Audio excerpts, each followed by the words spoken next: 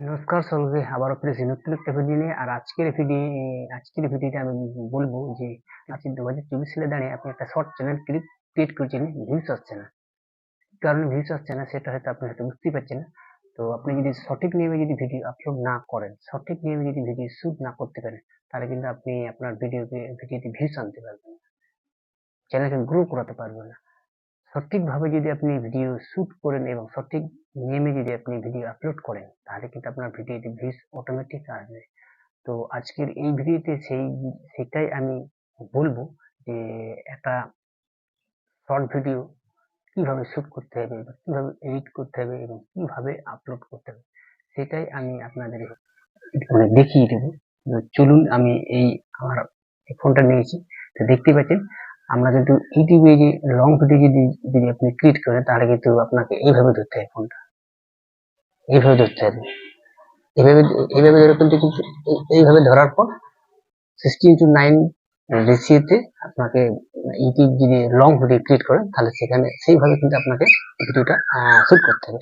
আর আপনি যদি মনে করেন যে আমি শর্ট ভিডিও শুট করবো, তাহলে কিন্তু 9:60 রেশিওতে আপনাকে ভিডিওটা শুট করতে হবে। তো এইরকম ধরতে হবে, এইরকম ধরে আপনাকে বলতে হবে। নমস্কার বন্ধুরা, ফিরেছি নতুন একটা ব্লগ নিয়ে। আর আজকের এই ব্লগে আমি এই জিনিস দেখাবো, ওই জিনিস দেখাবো। আপনার যেটা বললাম সেটা আপনি বললেন, এইভাবে শুট করতে হবে। এইভাবে শুট করার পর আপনাকে সঠিকভাবে ভিডিওটা এডিট করতে হবে এবং এডিট করার পর সঠিক নিয়মে আপনি যদি ভিডিওটাকে আপলোড করতে পারেন, অবশ্যই আপনার ভিডিওতে ভিউজ আসবে এবং চ্যানেলটাকে আপনি গ্রো করাতে পারবেন। তো চলুন, সেটাই আমি আপনাদের আজকে দেখিয়ে দেবো যে কিভাবে আহ ভিডিওটাকে আপলোড করতে হবে এবং সঠিক নিয়মে যদি আপনি আপলোড করেন, তো অবশ্যই আপনার ভিডিওতে ভিউজ বাড়বে। আমি এবার চলে যাব আমার মোবাইল স্ক্রিনে। এবার আমি আপনাদের দেখিয়ে দেবো যে কিভাবে ভিডিওটা আপলোড করতে হয়। আপনি যদি আমার এই চ্যানেল নতুন হয়ে থাকেন, আমি চাইবো তাহলে ছোট্ট একটা লাইক আর সাথে আমার চ্যানেলটাকে সাবস্ক্রাইব করে দেবেন, আর পাশে থাকা বেল বাটন আইকনটিকে অন করে দেবেন, যাতে করে পরবর্তী ভিডিওর নোটিফিকেশন আমার কাছে পৌঁছে যায়। তো আমরা মোবাইলে হোম পেজে চলে এসেছি। হোম পেজে চলে আসার পর এই ইউটিউব অ্যাপ্লিকেশনটাকে আমরা অন করে নেবো। ইউটিউব অ্যাপ্লিকেশনের ট্যাব দিয়ে এইটাকে আমরা একটা ইন্টারফেস চলে আসবে। তো মাঝখানে দেখতে পাবেন প্লাস আইকন, এই প্লাস আইকনে একটা ক্লিক করে নেবো। ক্লিক করার পর এখান থেকে আপনারা এই ভিডিওটাকে সিলেক্ট করে নেবো। সিলেক্ট করে নেওয়ার পর দেখতে পাচ্ছেন নিচে লেখা আছে ভিডিও, শর্ট এবং লাইভ। আপনি যেটা করতে চাইবেন সেটা করবেন। তো আমরা এখানে শর্টটাকে ক্লিক করবো, যেহেতু আমরা শর্টটাকে ট্যাপ করে নিলাম। তো কন্টিনিউ লেখা দেখতে পাচ্ছি, কন্টিনিউ লেখাটা আমরা একবার ট্যাপ করে নেবো। ট্যাপ করে নেওয়ার পর এরকম একটা ইন্টারফেস চলে আসবে। তো দেখতেই পাচ্ছেন অনেকগুলো ভিডিও আছে। তো ভিডিওটাকে সেট করে এই ভিডিওটা দেখতে পাচ্ছেন, ভিডিওটা চলে এসেছে। এখান থেকে এই ভিডিওটা চলে এসে দেখতে পাচ্ছেন। এখানে এই ডান অপশনটা মানে ক্লিক করবো। ডান অপশনটা ক্লিক করে নেবো। প্রসেসিং হচ্ছে, দেখতেই পাচ্ছেন ভিডিওটা প্রসেসিং হতে একটু সময় লাগবে। তো প্রসেসিং হয়ে গেলে এরকম একটা ইন্টারফেস চলে আসবে। এরকম একটা ইন্টারফেস চলে আসার পর দেখতেই পাচ্ছেন এখানে রাইট চিহ্নতে একটা ট্যাপ দিয়ে নেবো।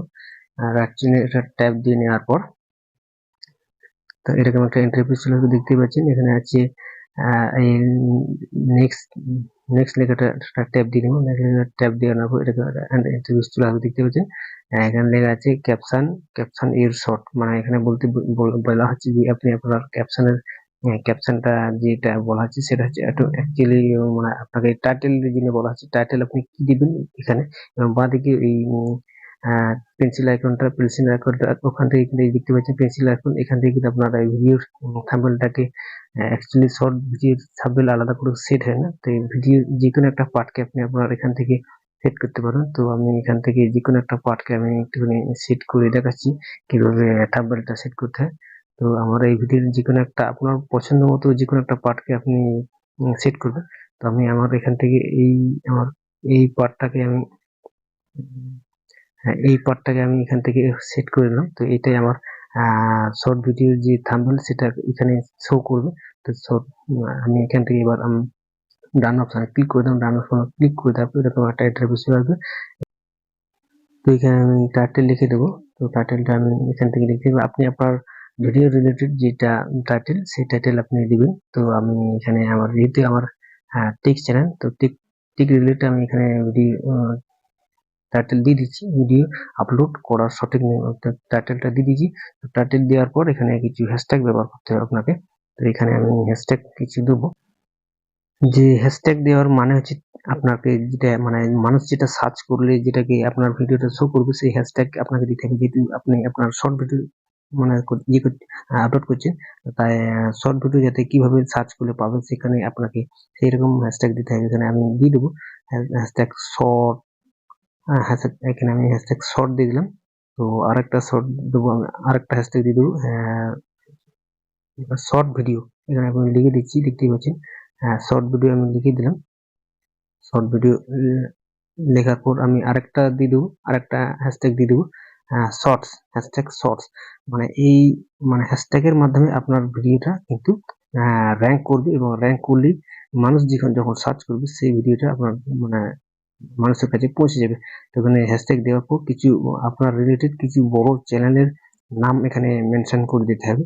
তো এখানে আমি মেনশন করে দিচ্ছি, যেহেতু আমার টেক্সট, যাতে করে মানুষদের ভিডিওর নিচে আপনার আমার ভিডিওটা সাজেস্ট করে, আমার ভিডিও যাতে মানুষদের যে মানে সাবস্ক্রাইবার আছে তারা যাতে আমার ভিডিওটা দেখে এবং সেখান থেকে যাতে আমি ভিউজ পাই, তার জন্য আমি এখানে মনোজদের চ্যানেলের নামটা আমি এখানে মেনশন করে দিলাম।